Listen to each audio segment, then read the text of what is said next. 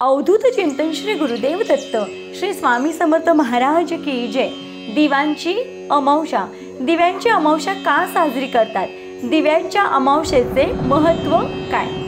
आषाढातील अमावस्या ही दिव्यांची अमावस म्हणून ओळखली जाते।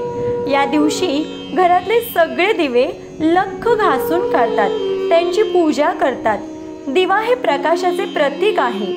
अमावस्येला सर्वत्र काळाकुट्ट अंधार उजळून टाकणाऱ्या दिव्यांची पूजा करायची। हा अंधार नुसताच प्राकृतिक नाही, मानसिक सुद्धा आहे। निराशेच्या अंधकाराने भरलेल्या मनाने या दिव्यांपासून धडा घ्यायचा।